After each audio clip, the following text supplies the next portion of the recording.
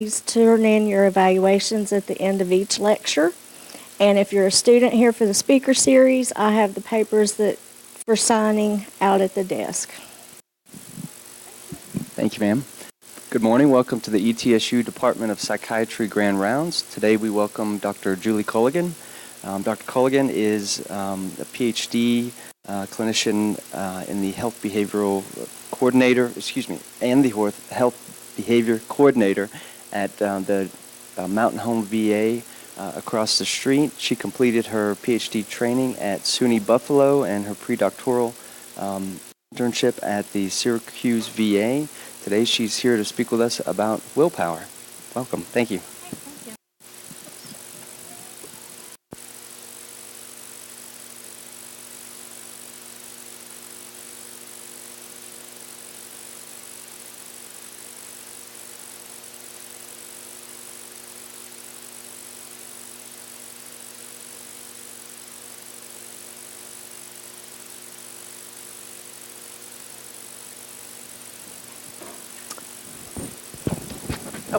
On now. Can you hear me?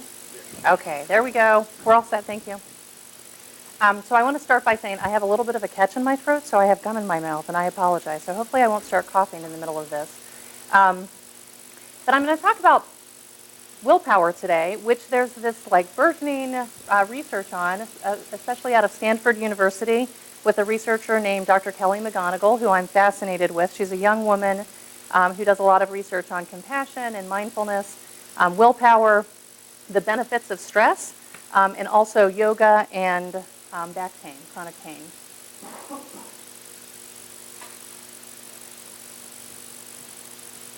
Anyone want to?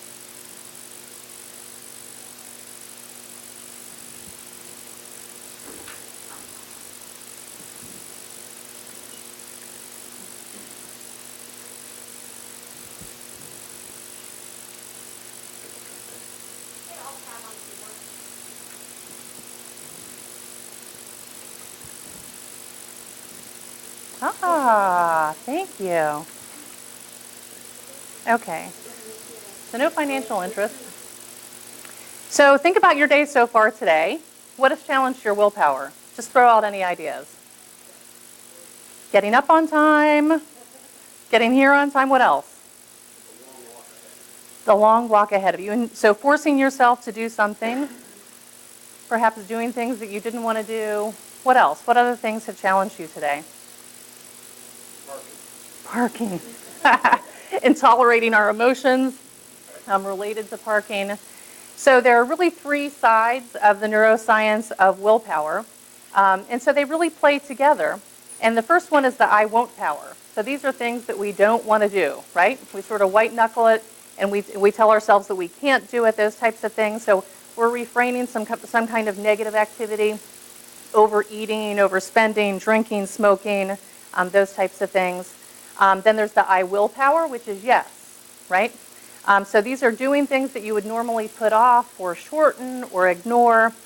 So it could be completing a project or staying on the treadmill 5 minutes longer when your legs are aching. So having that power to just continue to do something, that's the I will power. And you'll see as we go on that these two are much more limited than the third. And the third one is really the most important, which is the I want power. So the I want power is a little bit more complicated than the two. It's sort of in like a hierarchy of needs type way. It's a little bit more evolved. And it's really based on values and what do you want. So in a larger picture, what do you want? And so it's a value-driven change. So for most of us, when we make changes, if we look towards what we want, right? We want to feel better so that we can enjoy our grandchildren, or we want to do something and it's value-driven, it's not a drain on us. We're doing something that's consistent with what we want to do. If we go and turn backwards and focus on the I won'ts and the I wills, I'm not allowed to do this, or I have to do this, those are very draining. And those are not very good long-term strategies for willpower. So we'll sort of talk as we go on about how to begin to limit some of these two I wills and I won'ts. Use them for some way, but they're not the long-term solution for most folks. It's how do we help them move into a more of an embodying their goal. embodying what they want so that it's consistent with what they want, and it's much easier to just continue on. So willpower is officially the ability to ignore temporary pleasure or discomfort in order to pursue a longer-term, value-centered goal, right? So there's strength and there's stamina related to it, and there's certainly self-control related to it, which is that we choose what we choose to focus on, right? We have all kinds of demands in this world. You know, our smartphones are pinging, we have all kinds of things demanding, and it's how much are we able to choose what we're going to focus on and what we're going to use our willpower on towards the service of what we want. So the most common urges we are resisting at any given time are, go ahead, throw them out. Any guesses? Okay, eating, sleeping, taking a break, and sex, right? Those are the 4 things that we are using willpower almost at all times at some point throughout, I guess not at all times, but throughout the day at some point to not do these things. So when people are asked to list their own personal strengths, self-control, willpower frequently comes last, right? And when people are asked which virtues they wish they had, it comes first. So part of this is helping people realize the willpower that they do have and how to use it in a little bit smart way. And I want you to think about, as we're going through this, certainly health behaviors are an easy way to think about willpower, but I also really think about depression and behavioral activation and how to work with folks that don't feel like they have much ability to move forward to affect change, those types of things. And that many of these interventions, the beauty of them is that they're really small. So we can have impacts with very small, very basic, and now very research-focused ways to help people develop some willpower to use it and to make some changes in their life. So why do we have willpower? If you think back when we were living in tribes, we wanted to not steal food, not steal mates, and not be too aggressive, right? Pretty basic. We probably had some I will things about wanting to feed your family, take care of your family, but it was rather basic. And as our culture has changed, our demands on willpower has just, it's just now sort of out of control. If you think about any of the things, multitasking, losing yourself on the internet, the televisions, all of these things are drains on willpower. And so it's changed very much. And our, what's the word I'm thinking about? Our temptations, right? They have increased tremendously. So we're drained at the same time that we're also tremendously tempted. So everyone remember the marshmallow experiments? They've actually started to redo them. But so back in the 60s and 70s at Stanford, they started doing this research where they would work with 3- and 4-year-olds, and they would ask them, would you like a treat now, or would you like to wait and get 2 treats? And of course, they were not on diets, right? They're 3- and 4-year-olds. So they said, oh, I want the 2 treats.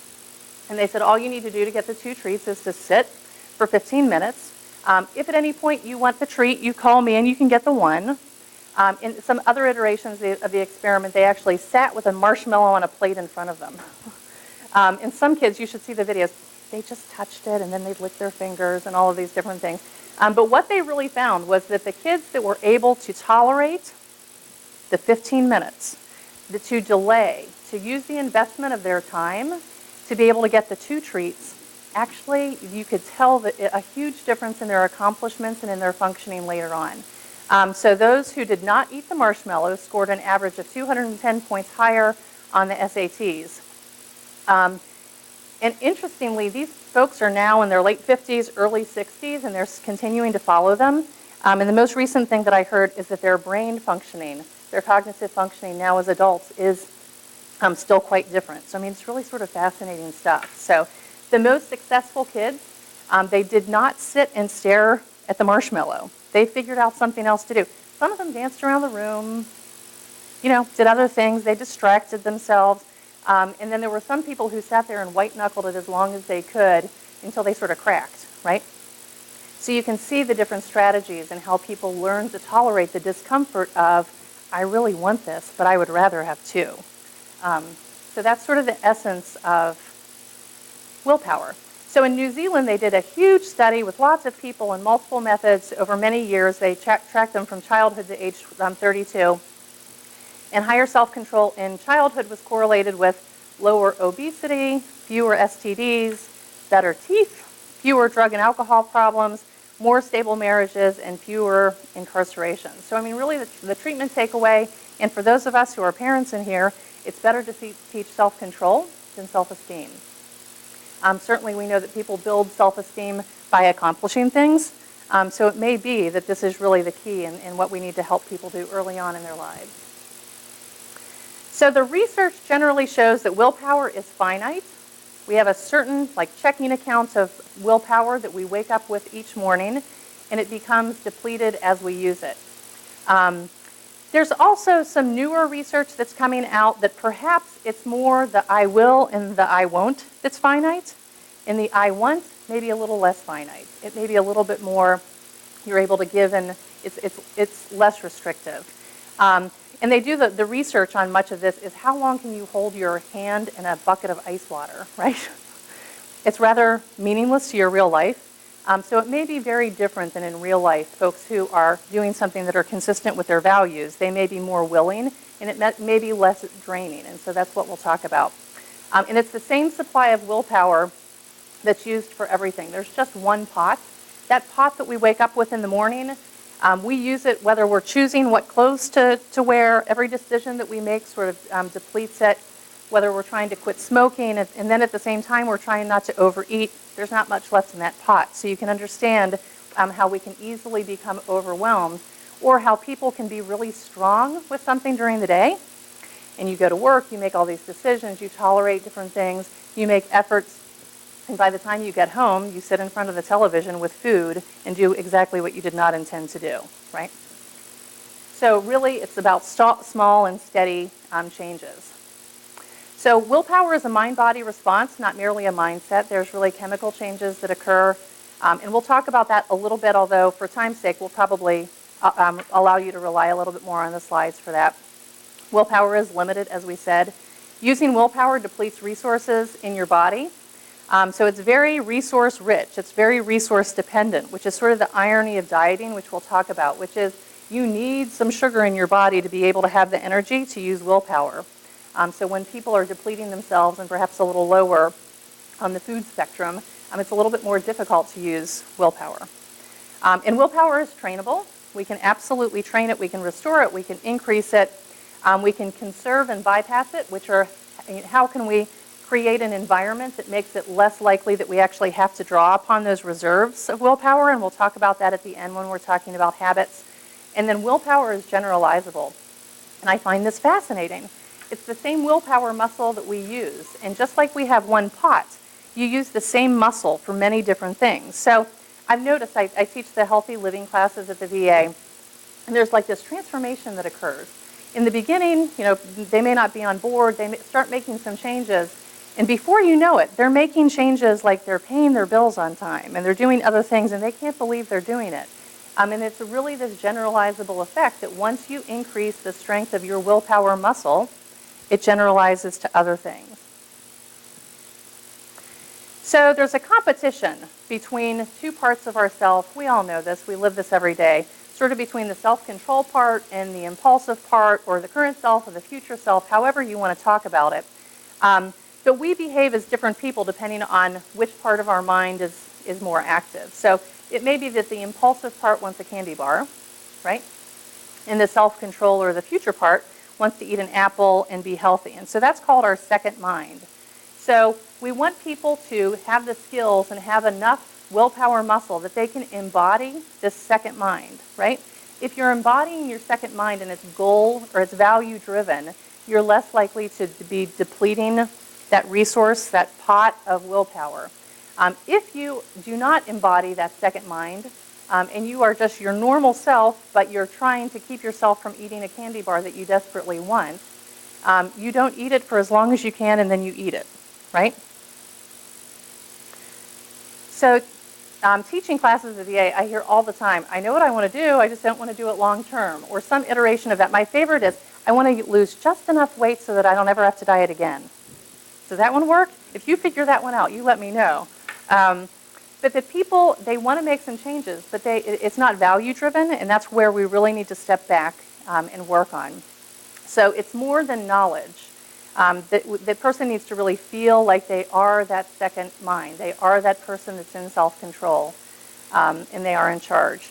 Not spend their entire life trying to resist their impulses. So we need to develop self-awareness, self-control, all of those things. They say consider naming them, like, Susie self-control, and my kids have named it imaging impulse control, or imaging impulsive. So I'm going to go through 5 experiments that Kelly McGonigal has pulled together in her book, The Willpower Instinct, which is a fascinating book if you have any interest in reading it at any point. And these are the 5 that she really touts as the research that then guides you to very small interventions that have been shown to have great big effect. So the interesting thing is there's nothing earth-shattering, although you might think about things a little bit different at the end of this. So sleep. How many of you slept less than 6 hours a night? 6 hours last night? Well, seriously? Okay. So other people got more than 8? Or between 6 and 8? More than 8? So a lot between 6 and 8. Okay.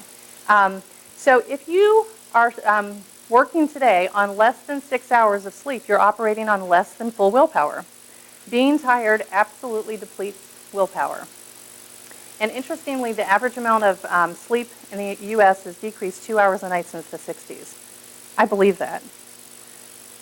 So sleep deprivation challenges willpower. So they did an experiment on folks who were in a residential substance abuse recovery program, and they wanted to look at the impact of increased sleep on relapse rates. Okay?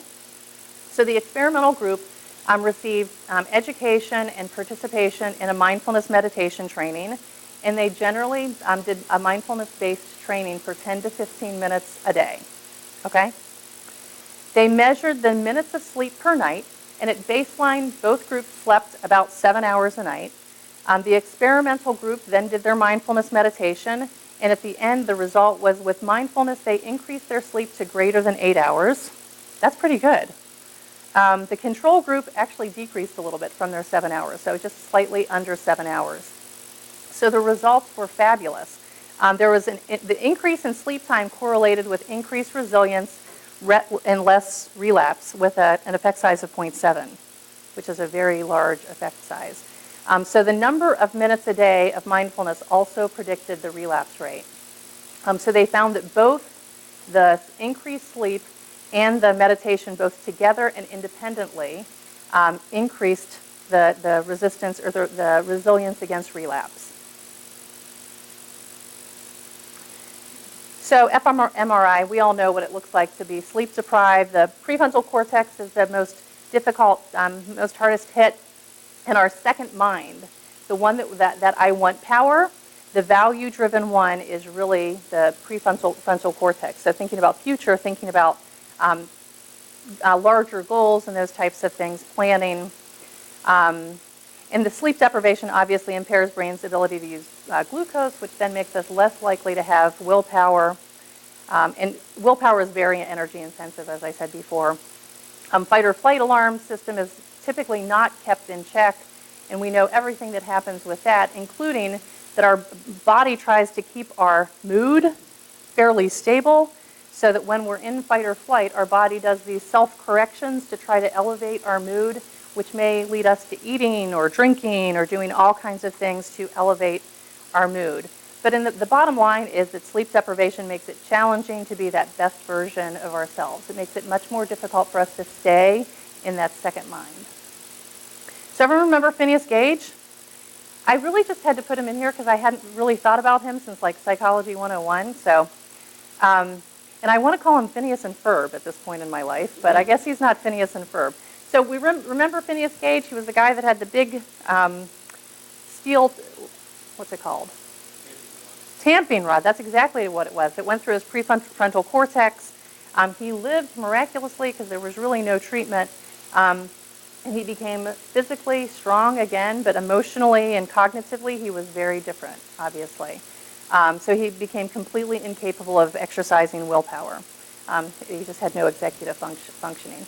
So similar to Phineas Gage, we can liken and think about alcohol, sleep, sleep deprivation, highly distracted brains all mimic similar in degree to what we see with Phineas Gage. What else strengthens prefrontal cortex and trains the physiology of willpower?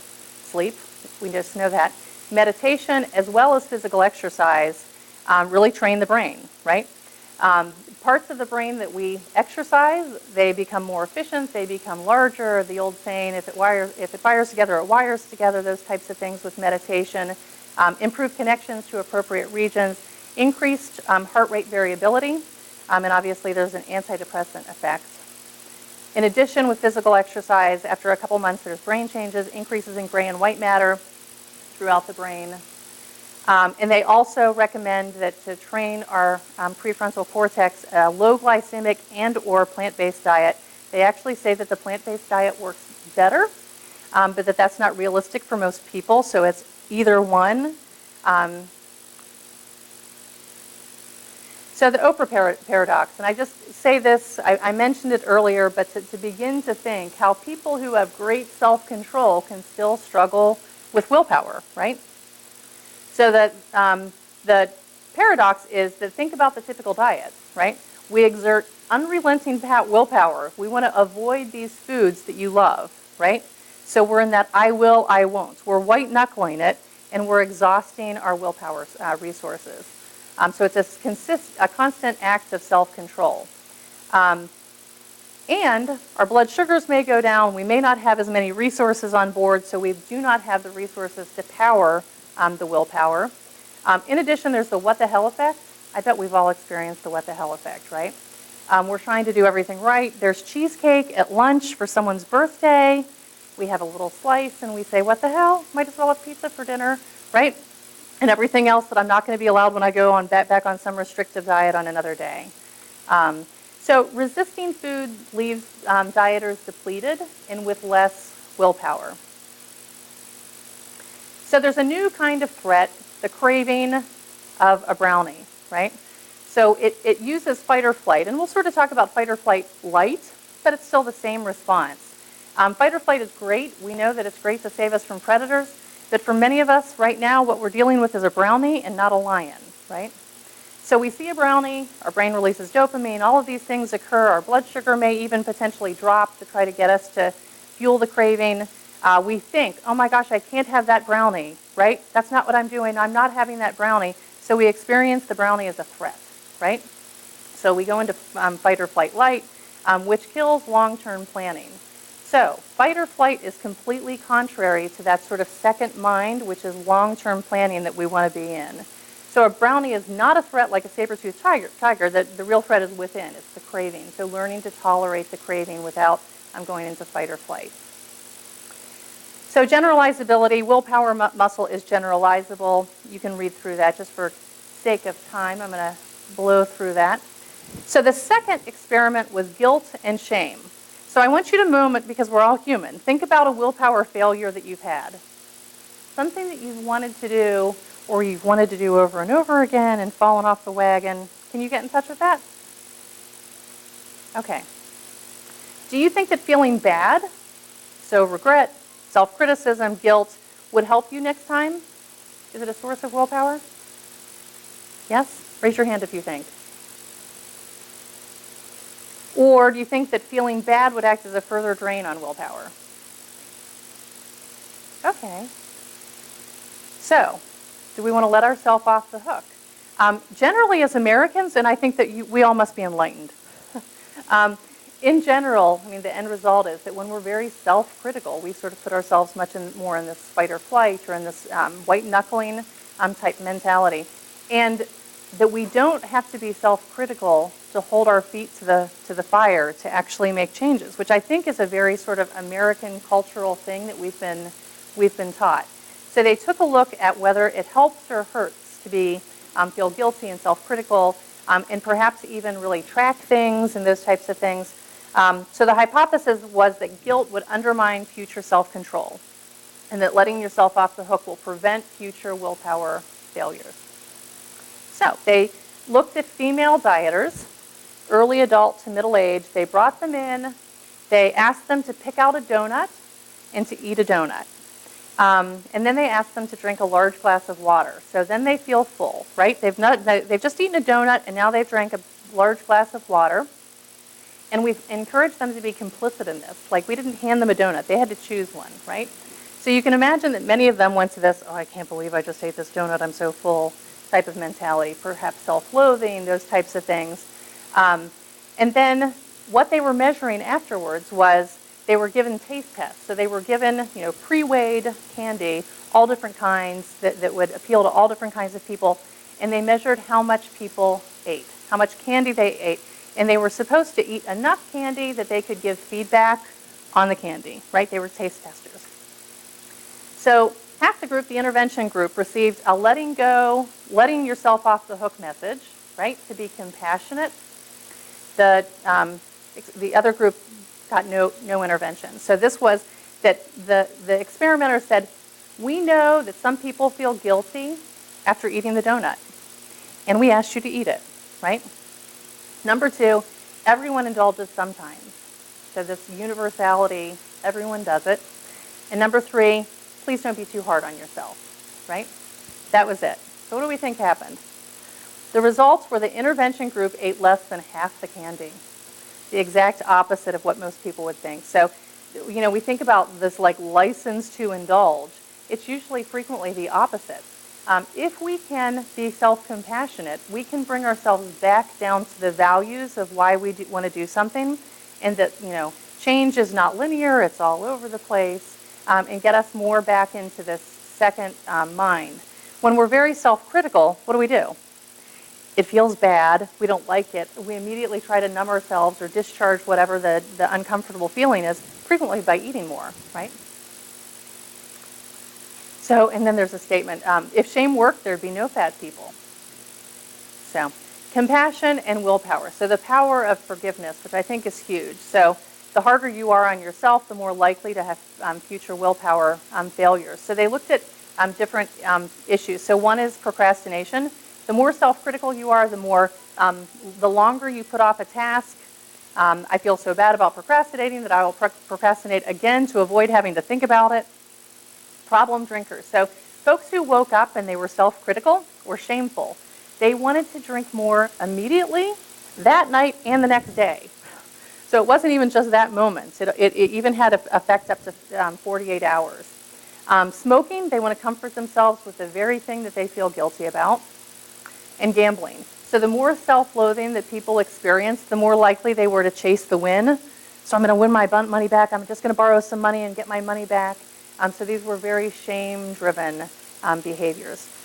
So self-regulatory failures of the prefrontal cortex are that when we're guilty, ashamed, stressed, we're much more susceptible to this immediate gratification of anxiety. We just want to discharge. We want to get rid of whatever the uncomfortable feeling is. And it's really the biological opposite of the desire to be, or the biological opposite of desire to be the willpower version and to think of yourself long term. So the opposite of the fight or flight is pause and plan, right? And so when we talk about the prefrontal cortex, how can we train ourselves physiologically to have the skills and the abilities and the neural pathways and all of those things to have pause and plan? And a calm mind is a willpower mind. So willpower instincts constantly monitor through our thoughts and tries to monitor those things. When it perceives a break with longer-term goals, the system is activated, right? So it's stimulated. The energy is redirected from the body to the brain. The heart slows, breathing deepens, muscles loosen. This is all part of the pause and plan. So biologically, stress and willpower are incompatible and antagonistic systems. So I'm sure you know this, but just for sake of being thorough, the best predictor of the strength of someone's pause and plan response is their heart rate variability. And when we're under stress, we have much lower heart rate variability. And when we have more self-control, more pause and plan, we have the higher heart rate variability. When people use willpower, as their willpower muscle gets stronger, their heart rate variability goes up, right? And to increase heart rate variability, we want to avoid stress, healthy food, rest, meditation, all of those things. But understanding that there's really lots of good science behind why these somewhat simple interventions can really help people make additional changes. So the intervention for the second one is to give yourself some self-compassion and a self-compassion message. And it's really the three parts that are very similar to the original donut study that we talked about. And it may be that you want to write yourself a message ahead of time. It's pre-scripted, keep it in your wallet, keep it in your smartphone, hang it on your bathroom mirror. But the number one is mindfulness of thoughts and feelings. So noticing the experience and experiencing the feelings. You don't need to distract yourself with advice. You just need to experience it and tolerate it, right? Second is to tap back into common humanity, which is the antidote to isolating shame. All people goof up, right? I'm sure you've all seen the cartoon where we think that progress looks like this and it just looks like this all over the place. So it's process, and the process of change is messy. And it's much more about the process than it is about the person, right? You may have slipped up, but the person is still a good, solid person. And I think that this is one of those times that we work with people to learn to tolerate, I am okay as I am, right? Even if I make poor decisions, even if I weigh 200 pounds more than I want to, as a person, I'm still a good person. That says nothing about who I am as a person. And at the same time, I can hold that I want something different for myself. I want to feel better, I want to be healthier, and that this does not negate this, right? And then the third one is encouragement over criticism. So what would you say to someone who is in a similar manner? What would you say to yourself as a 10-year-old child, right? Those types of things. So you might want to speak in the second person, externalize as if it's a good friend. And they actually found that this is more effective at quitting smoking than nicotine replacement. So third experiment, connection to your future self. So who will you be in 30 years? Take a moment to think about that. There's actually an app on the smartphones that's free that it'll date you about 30 years or so. And I've done it. It's a little disturbing. But so, who are you going to be in 30 years? Can you sort of pull that up? It's a little difficult to do.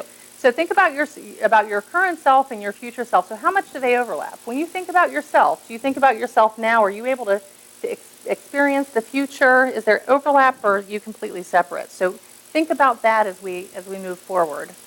Most of us feel like our future self is a stranger. That's a typo. That is not strange, although we could be strange in the future, but it's a stranger. Difficulty connecting to the emotions of future self. So we have difficulty realizing that happiness as we experience it now is going to be very similar to the happiness that we experience in the future. We have a lot of difficulty sort of connecting to the emotions of future. One of the ways that we can get in touch with it is to think about your past. Think about a time that you graduated from graduate school or with your medical degree in that day. Think about that. And think about the emotions that you felt. And realize in the future, there may be similar things. Someone gets married. You walk someone down the aisle. And you may have similar emotions in the future. So sometimes it's easier to get yourself more in touch with future you by looking back at past you and some of those experiences, especially the emotional ones. And I think it's very interesting that we always sort of believe that our best self is going to show up tomorrow, which is why there are so many treadmills at garage sales, right? Because we always think, tomorrow is going to be better. You know, tomorrow I'm going to have more time. I'm really going to get at it tomorrow, right? We think that tomorrow is somehow going to be different today. And is tomorrow any different than today? Does our best self just miraculously show up? Generally not. So they did this avatar research on college students. So somehow they developed avatars to look exactly like the research participants, but they were aged to retirement age. And so they would actually go in and move, and the avatars would move with them. They would talk, and the avatars would talk back to them. I mean, it was pretty fascinating stuff. So they did an intervention where the students interviewed their retirement age self and said, hey, so what's important to you now? And they actually had to respond back and talk to the avatar. What do you wish you would have done differently? Or what are you so proud of that I did? You know, and have this discussion, and it went on for about an hour. Later, the students returned enough time that they weren't able to link what was going on, and they were asked to do a budgeting task where they were given $1,000 in a budget, and they were asked to allot it to different things now and perhaps to retirement. And what do we think happened? The results were that the students who engaged with the avatar saved twice as much towards their retirement. They were able to see, they were able to make some connection. The folks that hadn't had that experience, I mean, really, why would they waste money on someone that they don't know, someone that's a stranger, when they could spend money on someone they do know right now, right?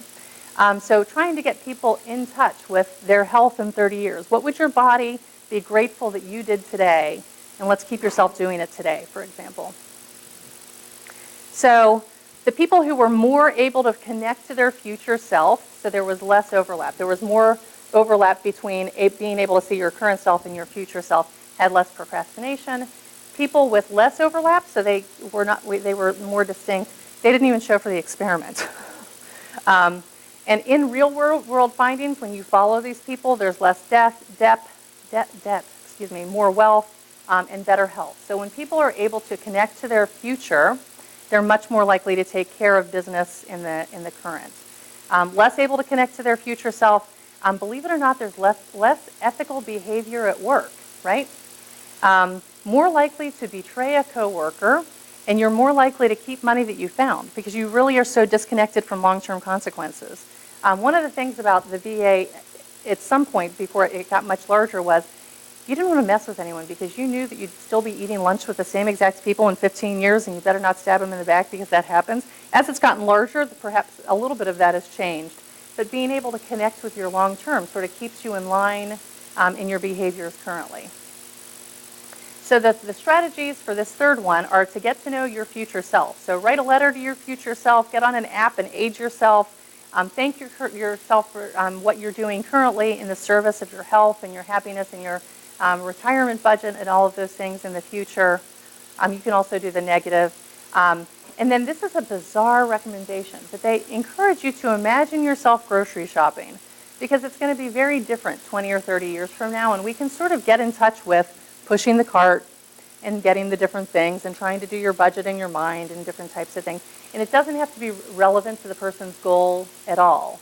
It's just how can you sort of get them to embody their future self? And something sort of as mundane as grocery shopping can help them do that. Okay, so the fourth intervention is visualization. So do you think it's more helpful to your willpower to imagine yourself failing or succeeding? Who says failing? You're all learning this task very quickly, aren't you? Who says succeeding? Yeah? Okay. So believe it or not, it's the opposite. So visualizing failure is far better. So, everyone think about The Secret. So there's some help in visualizing success, but it's far more helpful to visualize failure. And so we're going to talk about how to do that. So this is one of the most solidly researched principles of willpower, and it goes against what we would normally think. So the intervention was that they took women, young adult to middle age. They were all non-exercisers who had the goal of exercising, okay? The control group was the old, think about your goal, you want to exercise is good for you. Think about it, imagine yourself doing it, imagine yourself succeeding, right? The experimental group was called the obstacle group, and they were encouraged to imagine themselves failing. So when are you not going to exercise? What is the obstacle? And then begin to prepare a plan B, so a way around that. So they had to write down every single day how they were going to fail and what they were going to do to get around it. So they became like these detectives of their own self-failure and began to realize that there were these, little things that would flicker through their mind early in the day of, I'm feeling a little sick, maybe I don't have to go today, or whatever those first things would be before we would blow it into I don't have time and those types of things. And they just became detectives. And they began to anticipate that they weren't going to do it and then figure out a plan B around it. So the results were that the first week, the experimental group, the group that looked for their failure, doubled the amounts of time exercising to 102 minutes. Almost close to what we would want, right? The control group did 55 minutes. In 16 weeks, the experimental group maintained their change. and exercise twice as much, 96.606 minutes versus 49.08 minutes. So the long run, people slack off. When we feel overly optimistic, it sort of goes into that our best self is going to show up tomorrow.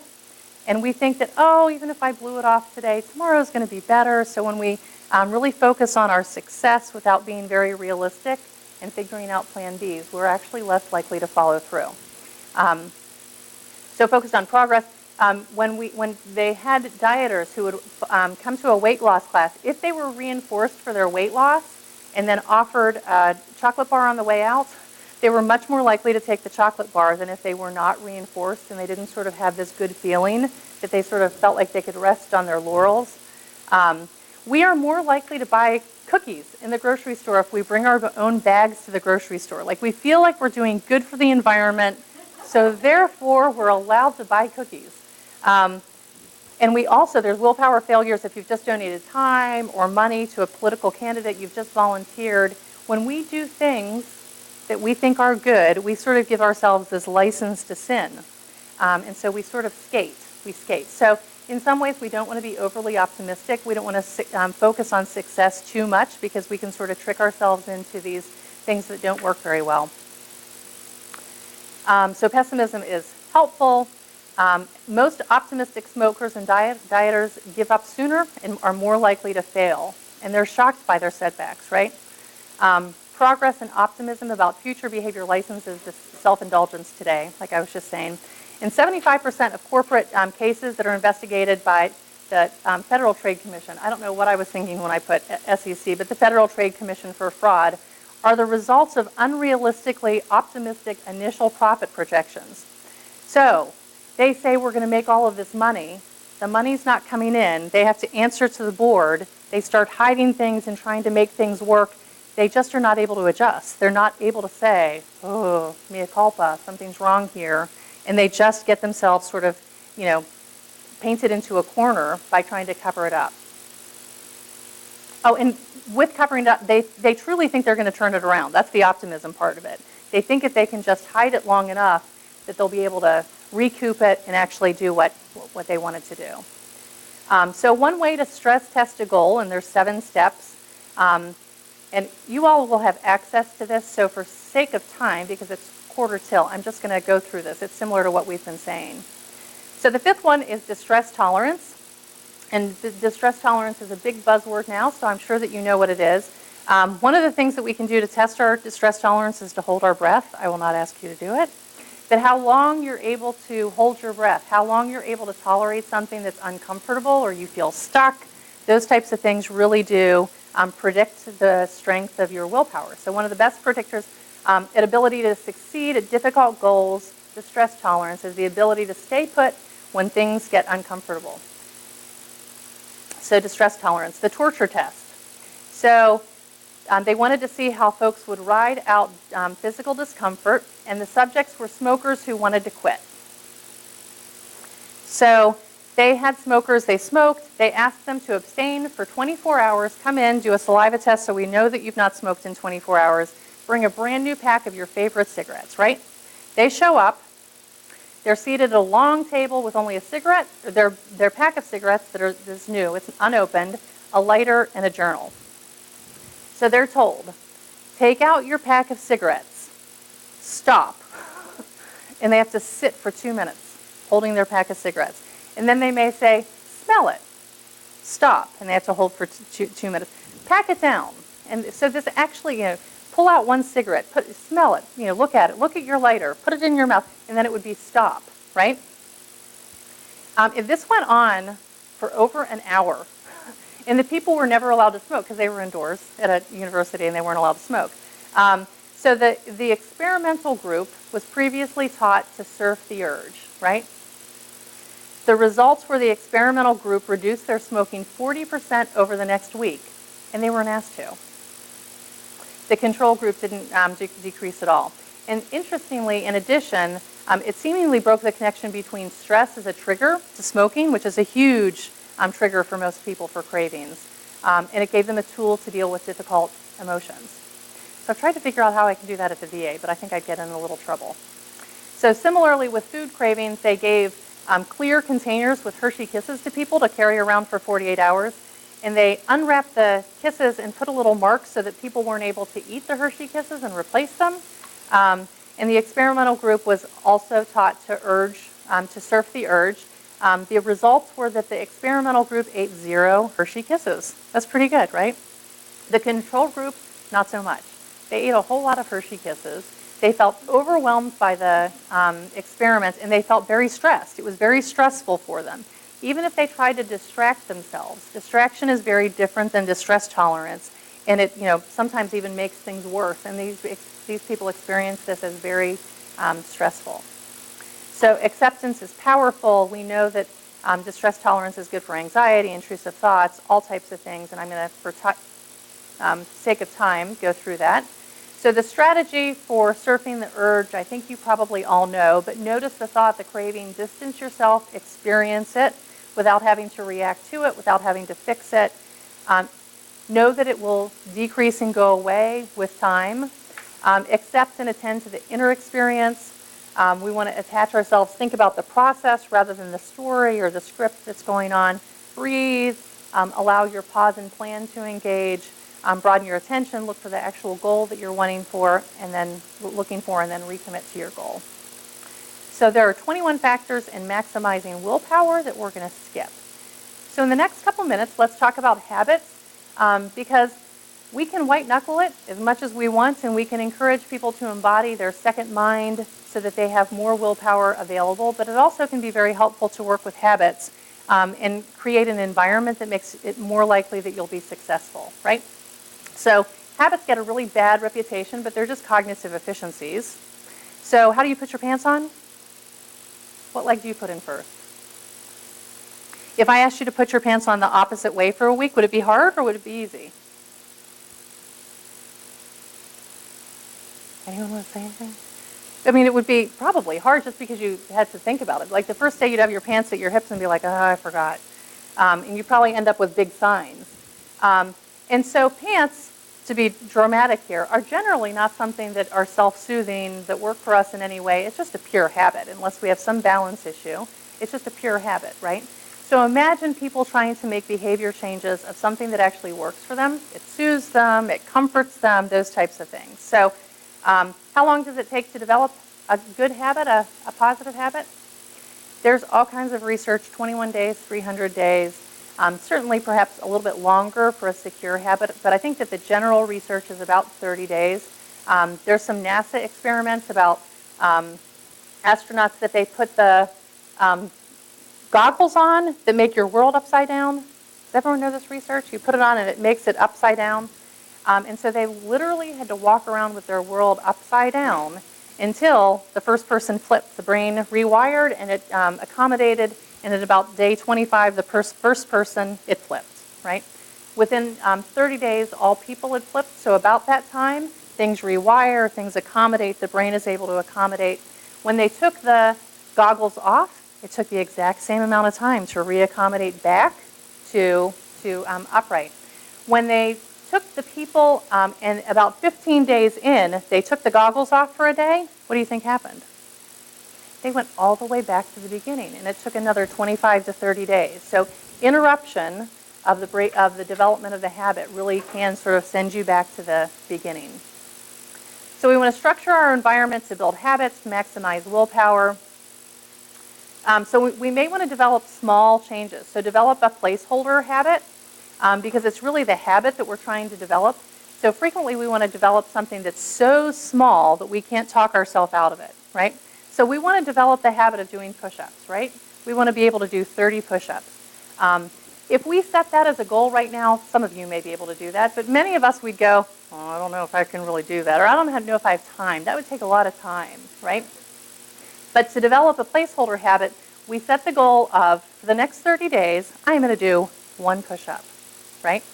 We do it every single day, and it needs to be so small that we literally cannot convince ourselves that we don't have time to do one push-up, right?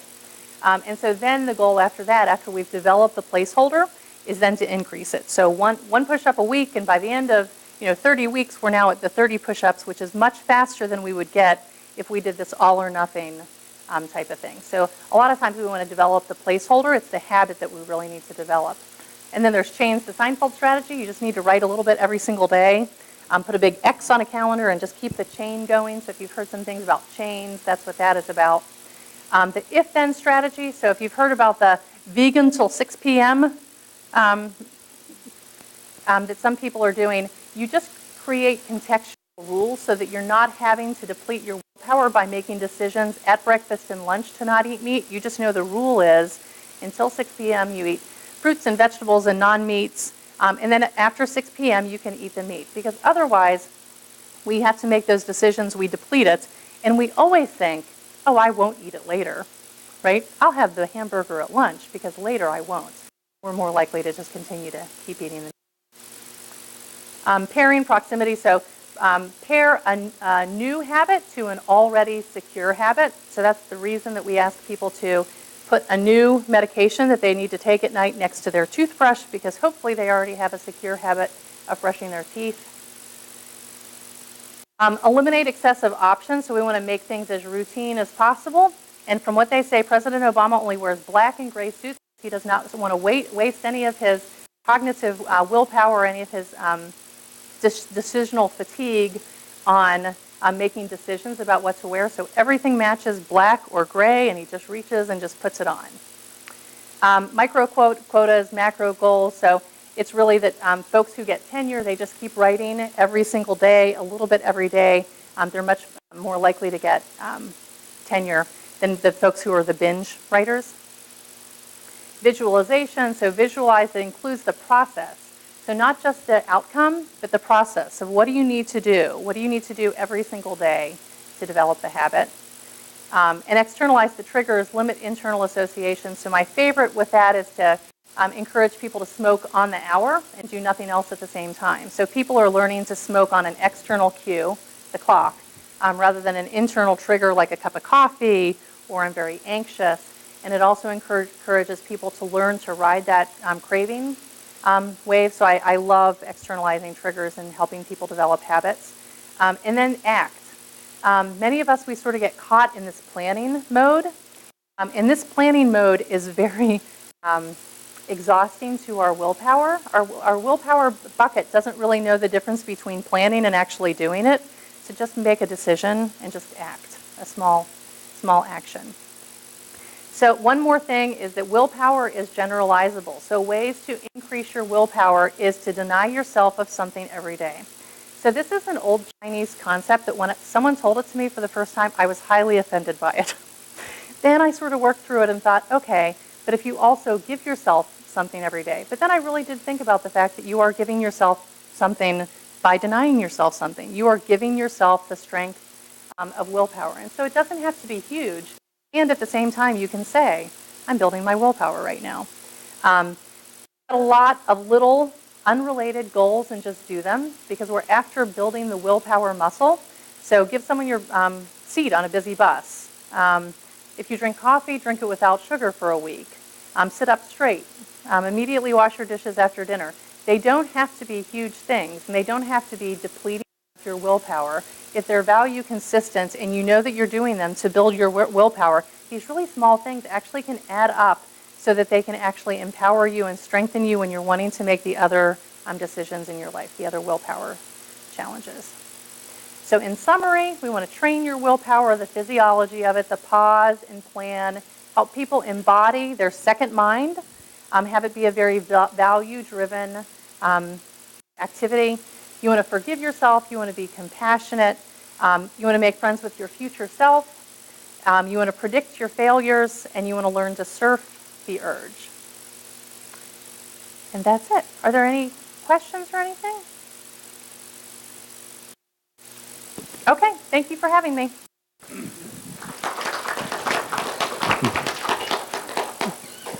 I had a question. Just thinking for a moment about the construct validity of willpower, one could also think of it as something you would want to demonstrate a difference from lack of impulsivity. So to what extent is willpower truly a different construct than lack of impulsivity? And if we're in training willpower, are we really just finding a more attractive way of describing to ourselves that we're in training lack of impulsivity?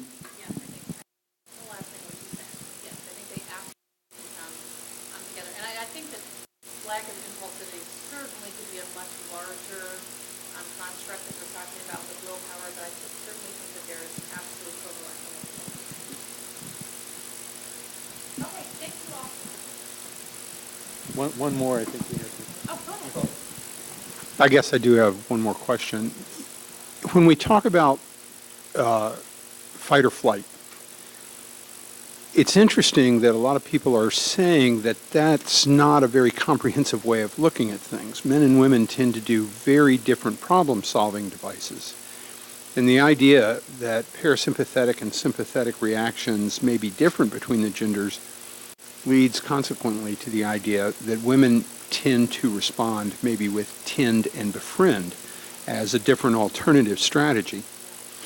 Though in thinking about that and in thinking about your comments of I will, I won't, I want, ventromedial prefrontal cortex is all about putting valuation on things, such as fight or flight, such as tend or befriend.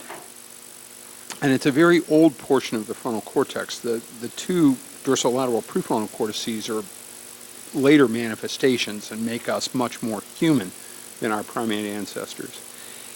It strikes me a little bit that it's an interesting thing. The first self may really be being driven by the ventromedial prefrontal cortex, and then the interplay between the right and the left dorsolateral prefrontal cortex may be what drives, if you will, the second self, or maybe our somewhat better self, and that probably is different depending on gender.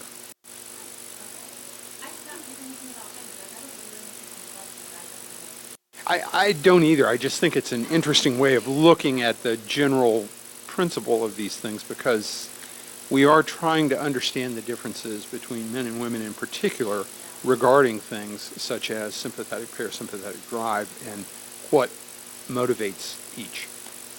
So that's interesting, that there's some overlap between what you say and a newer book that you've published. She had two TED Talks, one on willpower and one on the confronting stress, the benefits of stress. And so there is some overlap. And it's very interesting how she sees it's how we view stress and the fight or flight response that really can have the negative impact on your health. So I think it's all of this. I think there's a whole lot that we don't get now. I don't think it's I think a lot of that theory is coming out of Southern California, and I suspect she's probably integrated into that idea.